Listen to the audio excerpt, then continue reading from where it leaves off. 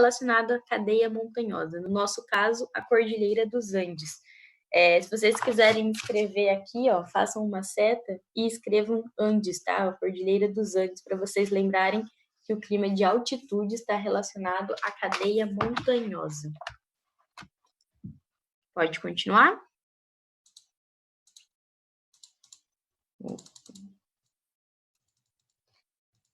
Tá. Então, grifem lá. Já aqui, ó. Depois do mapa, aqui em cima.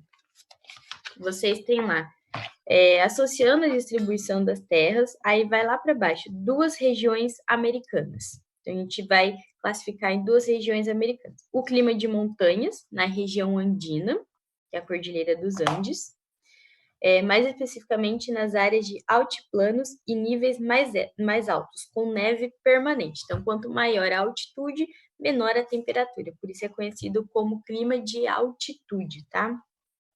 E o clima tropical de altitude no sudeste brasileiro, que são os planaltos, tá? São as áreas mais elevadas que a gente tem aqui no Brasil e que se localiza principalmente na região sudeste, tá? Então tem um clima aí um pouco diferente. Temperaturas elevadas, típicas do clima tropical, e são amenizadas na região dos planaltos e serras do Atlântico. Então, nas áreas de planalto, a gente tem um clima um pouco mais elevado, e nas regiões serranas, um clima um pouco mais ameno, né, com temperaturas um pouco mais baixas.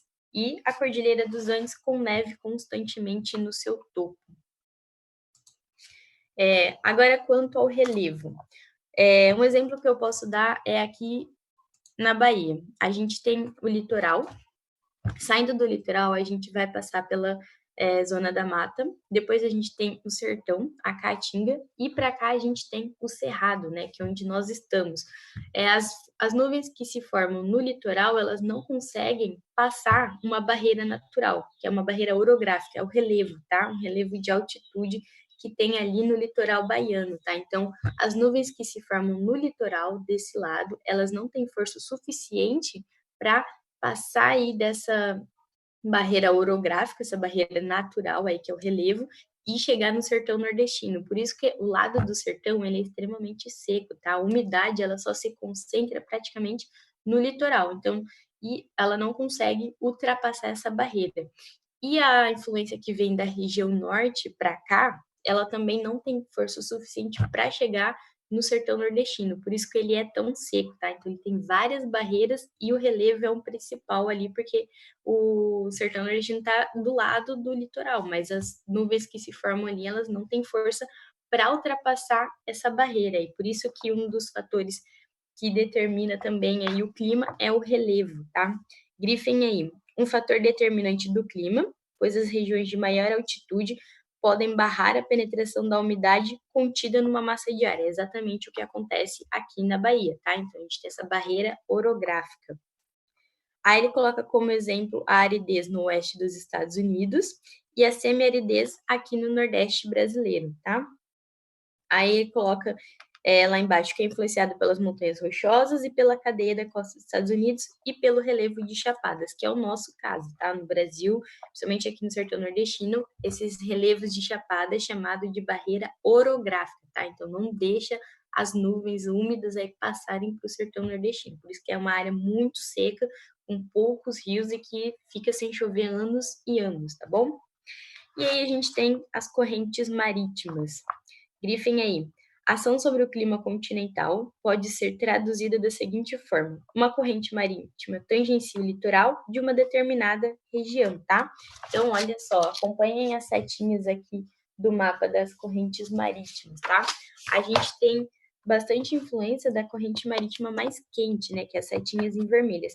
E se vocês observarem a região subtropical do Brasil, que é a região sul especificamente, ela que vai ter a setinha aí com uma corrente fria, que vem principalmente aí do Polo Sul, tá? Tem uma influência muito grande na região sul do Brasil dessa corrente mais fria.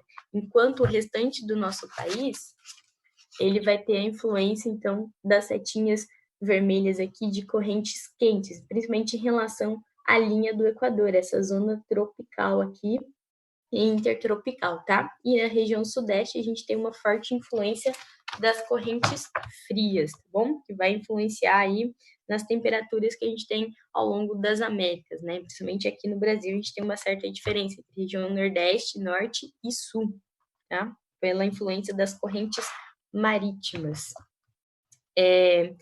Grifem agora, tem a letra E, lá na página 197, continentalidade. Grifem aí. É o fator que marca uma distância maior do oceano, resultando em maior amplitude térmica e menor umidade. O que significaria isso? Então, quando a gente tem aí uma maior amplitude térmica, quer dizer que a gente tem muita diferença entre a temperatura fria e a temperatura quente, tá? Principalmente à noite. Às vezes, à noite a temperatura cai muito e durante o dia ela esquenta muito. Então, na área continental, que está mais longe do oceano, a gente tem uma forte influência dessa mudança de temperatura, a amplitude térmica, tá? Ela varia bastante. E a umidade tende a ser menor, porque as nuvens que se formam no litoral, ela se concentra praticamente ali no litoral, por isso que ele é mais úmido, tá? E tem pouca amplitude térmica, ao contrário do continente. E continuem grifando aí. A maritimidade marca a distância menor do oceano, o que acarreta em menor amplitude térmica e maior umidade. Então, é o contrário do que ocorre nas áreas mais interioranas do continente, tá? A gente tem menor amplitude térmica entre dia e noite, ao longo do ano, e maior umidade, né? Chove muito mais em relação ao interior do continente, que tem essa amplitude térmica maior e chove bem menos. No último na terceira linha de baixo para cima. Assim, podemos observar um clima mais seco nas porções centrais dos Estados Unidos, o Planalto, as planícies, desculpa, dos Estados Unidos, essa região central. No Canadá tem o temperado e seco, e no Brasil é o tropical semi-úmido, tá? Então, a gente tem aí, nos Estados Unidos, a área central dele é bem mais seca, porque está longe do litoral, assim como no Canadá é temperado e seco. O temperado, ele não seria literalmente uma mistura do clima mais frio com um clima um pouquinho mais quente dos trópicos, tá? É uma influência do polo com os trópicos, então por isso que é chamado de temperado. Lá não tem nem o tropical, né? É extremamente frio, quase todo o Canadá, por isso que só uma pequena parte dele é habitado, o restante fica congelada quase o ano todo, então dificulta aí o desenvolvimento de várias sociedades, agricultura, então tem alguns probleminhas quanto ao clima. Agora a letra F, grifem aí, massa de ar. O clima de uma região é resultado da atuação das massas de ar. Então, as massas de ar é algo muito parecido com as correntes marítimas, tá? Então, a gente tem massa de ar vindo da Amazônia, a gente tem massa de ar vindo do Polo Sul, a gente tem massa de ar vindo do oceano, a massa de ar vindo do continente, a massa de ar vindo da Cordilheira dos Andes. Então, tudo isso vai influenciar aí no clima de determinada região, a depender da massa de ar que adentra aquele local, tá? Então, a gente tem uma origem associada à zona de alta pressão. Grifem aí, zona de alta pressão. O que seria essa zona de alta pressão, né? É a temperatura mais baixa, ela vai converger com áreas de baixa pressão e de temperaturas mais altas. Então, quando a gente tem essa troca aí de massas de ar entre uma área de baixa pressão com uma área de alta pressão, pode ocorrer alguns furacões, tá? E aqui no Brasil não ocorre, a gente tem muita influência das zonas de baixa pressão. Nos Estados Unidos ocorre muito, porque é como se as duas massas se encontrassem, e essa convergência de uma para outra causa aí esses furacões que acontecem muito nos Estados Unidos, tá? É bem comum ocorrer lá.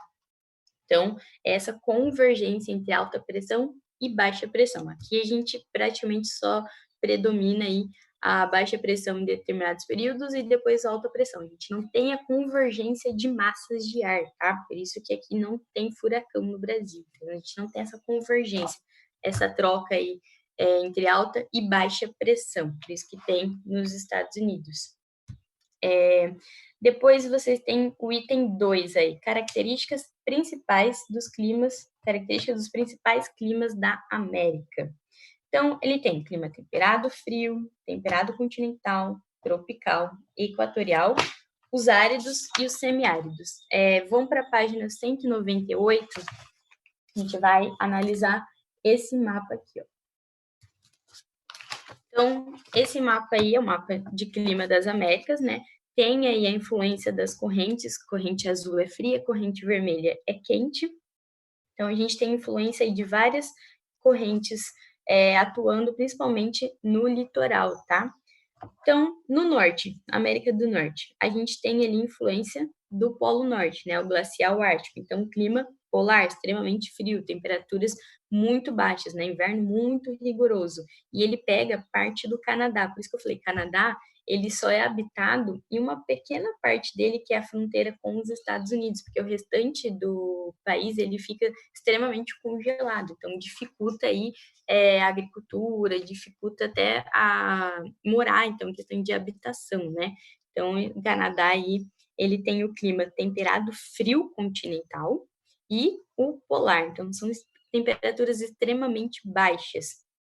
Depois a gente tem o verde ali como o temperado é aquilo que eu falei, ele está entre a região do trópico de Câncer, na América do Norte, e influência do Polo Norte, tá? Então, ele é chamado de temperado, algo muito parecido com o que ocorre na Europa, tá? Eles estão na mesma zona climática. O amarelinho, a gente tem aqui o árido, o semiárido, que, olha, se vocês observarem, tem um traço laranja, onde a gente tem a Cordilheira dos Andes, as cadeias montanhosas, né?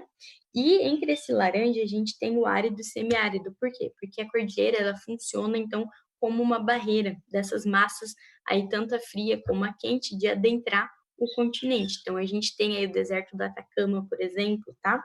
Então, a gente tem uma barreira, que é a Cordilheira dos Andes, e ao redor dela a gente vai ter um clima árido e ou semiárido. E depois que a gente vai ter aí um clima equatorial, que é o verde escuro aí, que equivale à floresta amazônica, tá? Então, um clima equatorial significa o quê?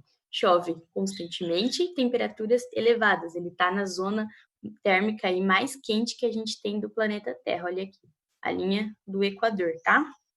Depois a gente tem o Mediterrâneo, que é só uma pequena parte ali nos Estados Unidos, tá? Ele tem uma influência aí que seria, na verdade, seria uma zona de troca entre a corrente quente e a corrente fria, tá? A gente tem o Mediterrâneo somente ali na América do Norte. E o tropical aí em quase toda a América Central e América do Sul, que é o rosinha, predominando aí, que fica entre os trópicos, né? Então, essa área aí, toda essa área tropical aqui vai predominar na América do Sul e na América Central. A gente tem ainda nos Estados Unidos e Canadá ali o temperado frio oceânico, porque oceânico, ele recebe influência das correntes marítimas oceânicas, tá? Enquanto o temperado frio continental só vai ter influência das massas de ar continentais, tá bom?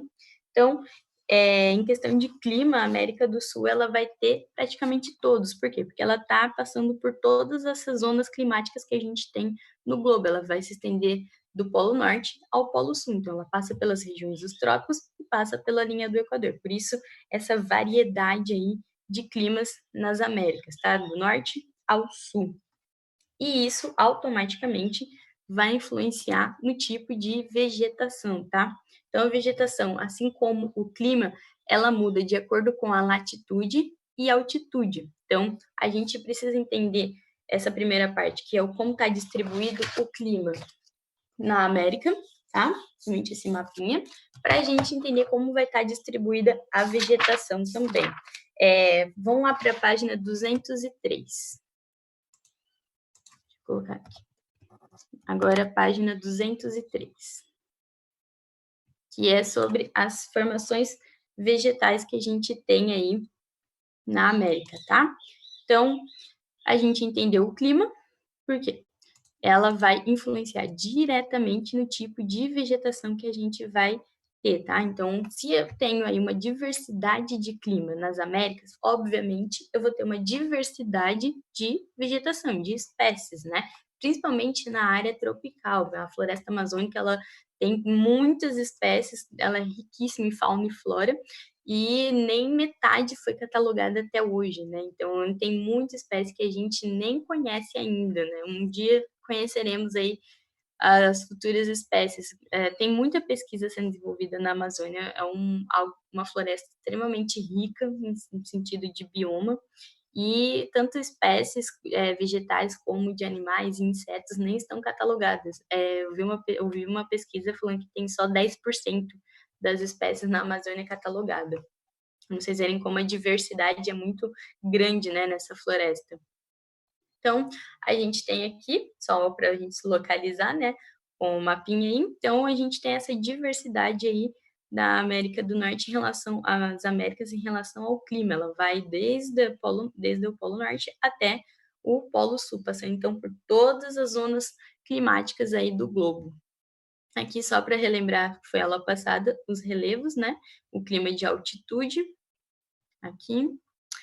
Aqui só para mostrar aí as correntes marítimas, né? Então, aqui no Brasil, o que predomina praticamente é a corrente mais quente, exceto essa influência aqui da corrente Falklands, que é a corrente mais fria que vem do Polo Sul, tá? Que vai influenciar na região subtropical do Brasil, que é a região sudeste. Por isso que esse clima tão diferente em relação ao norte e nordeste do Brasil.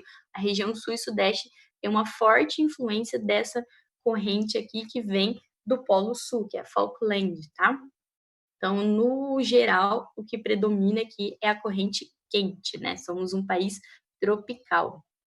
E em relação à vegetação, esse é um mapa de vegetação bem parecido com o que vocês têm aí na página 203.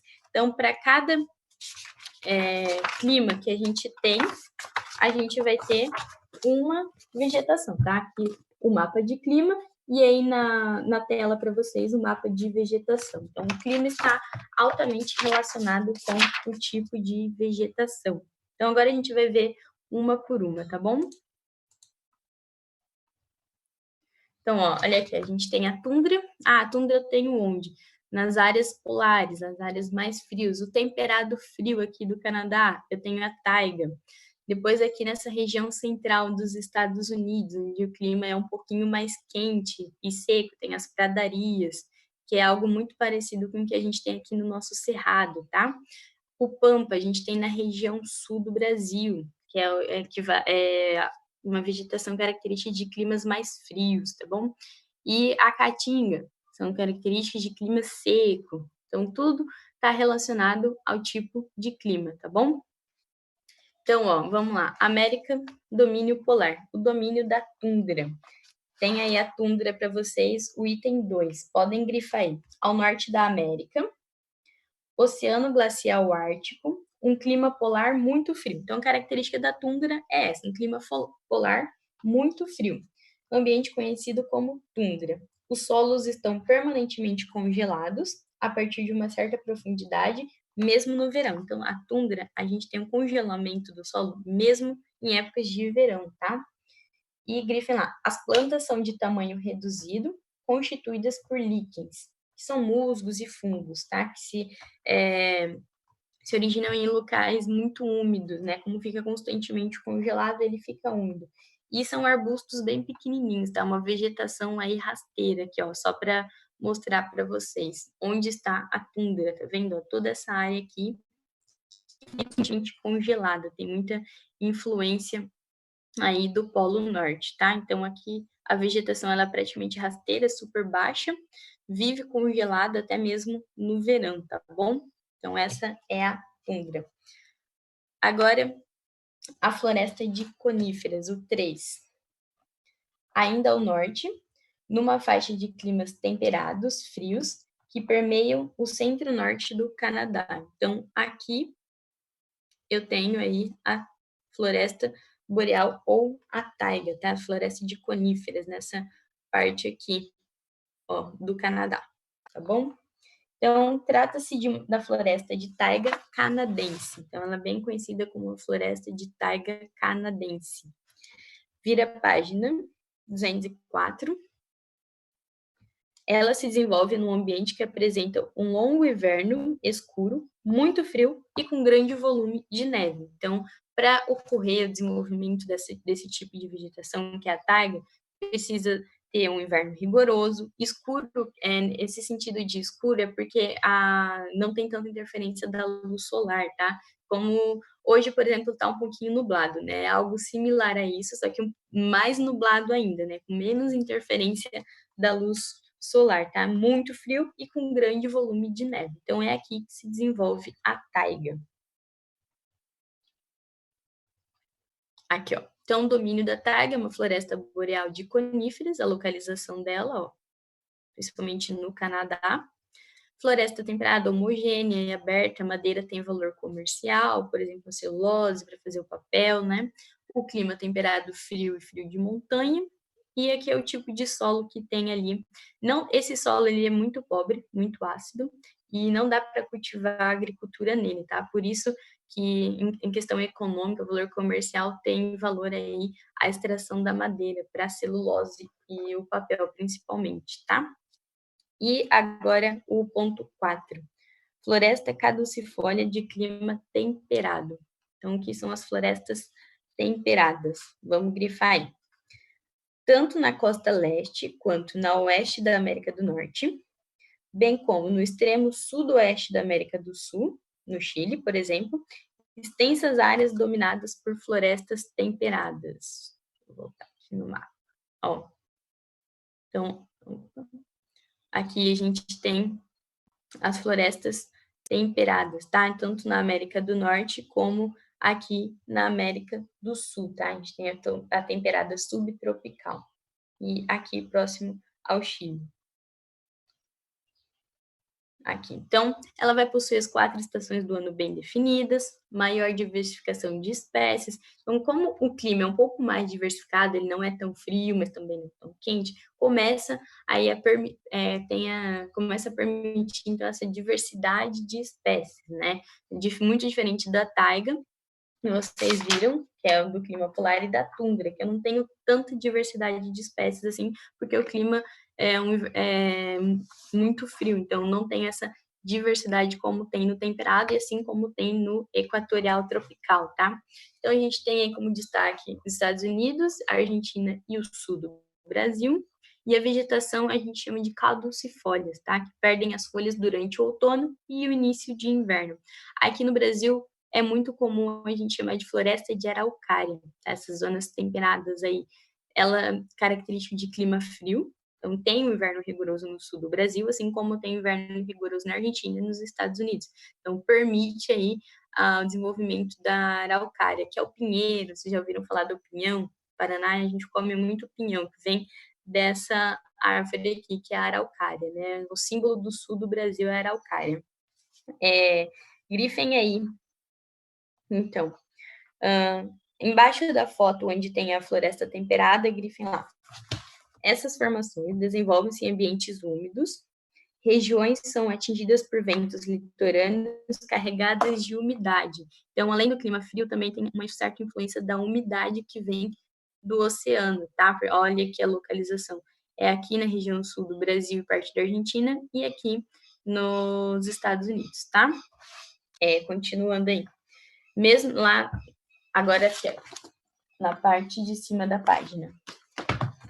Mesmo que o inverno seja frio e com neve. Então, por mais que tenha neve, é possível desenvolver aí algumas espécies nesse tipo de vegetação da floresta temperada. Então, ele tem, aqui no Brasil, períodos no verão, por exemplo, o verão chuvoso e quente, e o período aí do inverno com fortes geadas, né, geadas muito intensas no sul do Brasil, às vezes não chega a nevar, né, o que a gente tem aqui é geada no sul do Brasil, são temperaturas muito baixas, tá, menos 6 graus, menos 7 graus, não chega a formar neve, mas tem uma geada muito intensa. Nos Estados Unidos, como eles estão numa latitude bem diferente de nós, né? Então lá neva, né? Tá muito próximo aí do Polo Norte, então também tem neve. E no período de verão, a gente tem essa paisagem mais verde, né? Mais úmida aí, porque chove nessa época. E ela também consegue se desenvolver mesmo que tenha neve. No Brasil a gente tem geada, nos Estados Unidos e na Argentina tem neve nesse tipo de floresta aí, tá? E grifem ao último parágrafo aí. Na região dos Grandes Lagos, fronteira dos Estados Unidos com o Canadá, a emissão de poluentes das indústrias aí concentradas gera intensas chuvas ácidas que estão destruindo as florestas dessa região. Então, como eu falei para vocês, a parte do Canadá que é habitada é toda essa parte aqui de fronteira com os Estados Unidos, tá? Então, a urbanização, a industrialização acaba se concentrando toda nessa área, principalmente próximo ao litoral por conta dos portos. E aqui eu tenho uma atividade industrial muito intensa, então ocorre chuvas ácidas e acaba aí prejudicando esse tipo de vegetação, tá? Então, tem esse probleminha aí entre o Canadá e os Estados Unidos.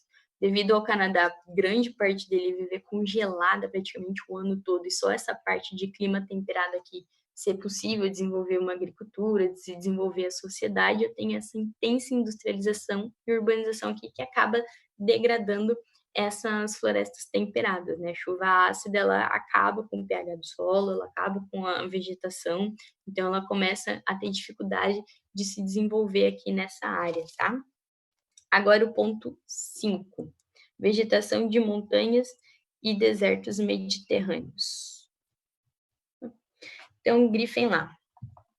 Na segunda frase, em todas as 3 partes do continente, se nota uma legenda de cor amarela que identifica as formações de montanha, tá? Então, se vocês voltarem o mapa aí da página 203, vocês vão ver vários traçados amarelos aí, tá? Tem a ver com a Cordilheira dos Andes, que é o de montanha, tá? Toda essa área aqui, ó, é o clima de montanha.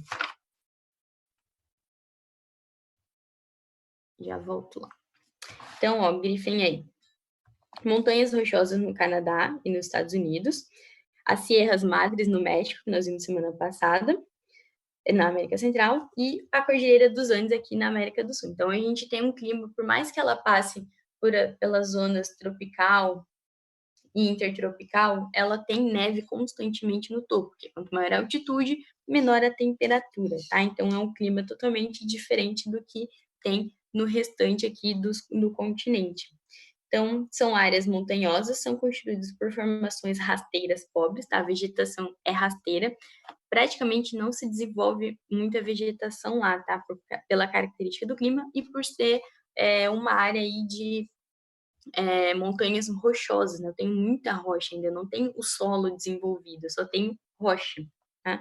Em razão dos extremos climáticos apresentados, um clima frio e seco, e são ambientes de difícil ocupação para as comunidades humanas, né? O acesso é difícil, quase não chove, quando chove é a neve, na verdade, né? A água congelada.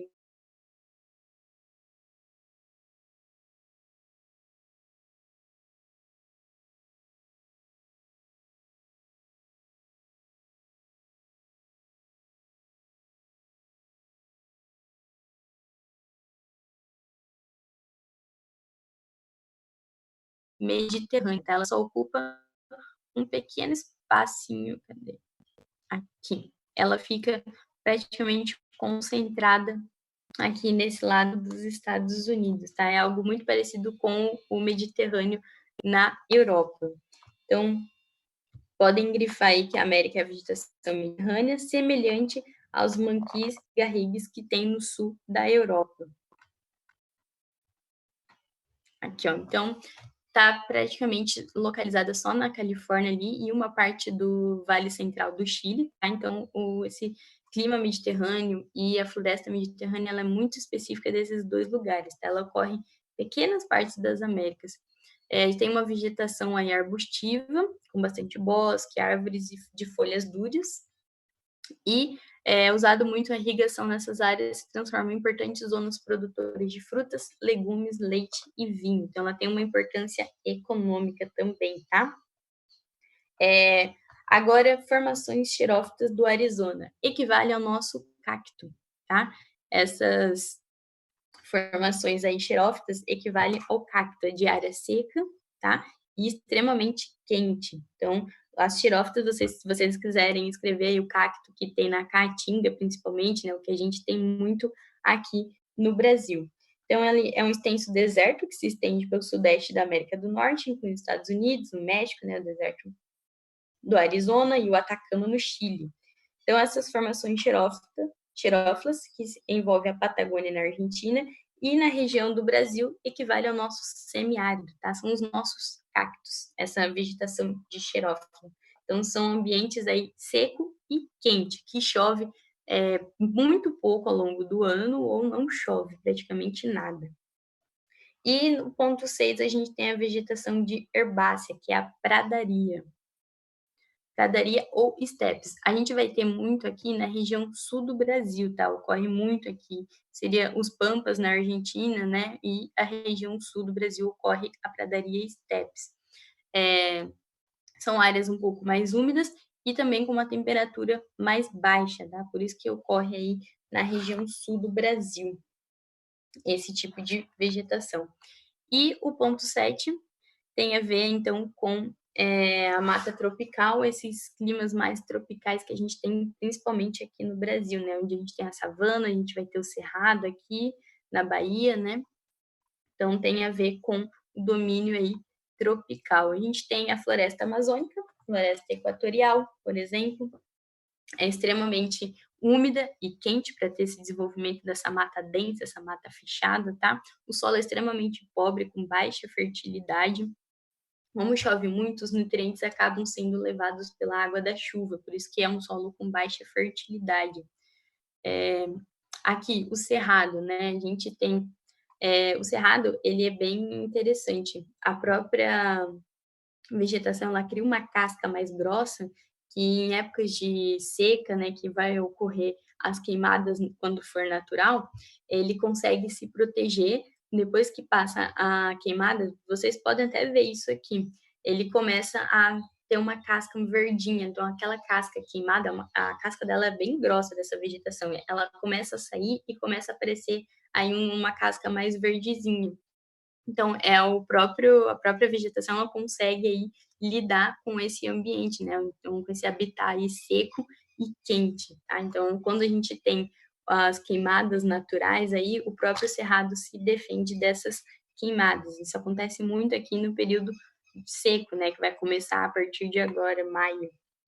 A gente tem a Mata Atlântica também, né? Ou tinha, parte dela já não tem mais. Então, a Mata Atlântica, ela vai aqui da região sul até a região nordeste do Brasil, e ela ficava concentrada praticamente no sudeste brasileiro. Hoje em dia, a gente tem apenas 30% do que era esse 100% aqui.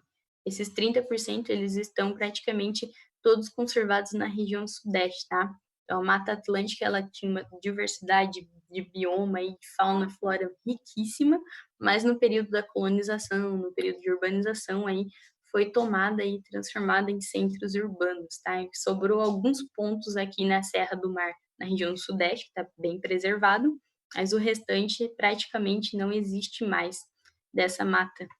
A gente tem a Caatinga aqui também no tropical, né? Tem a ver com essa sub-região nordeste brasileiro, elevadas temperaturas, chuvas escassas praticamente, não chove, né, durante o ano todo, vários anos fica sem chover, então a gente tem esse tipo de vegetação aqui na zona tropical da América. Também temos os desertos no Chile, por exemplo, no Peru, nos Estados Unidos também, a gente tem aí um clima de deserto com uma vegetação praticamente rasteira.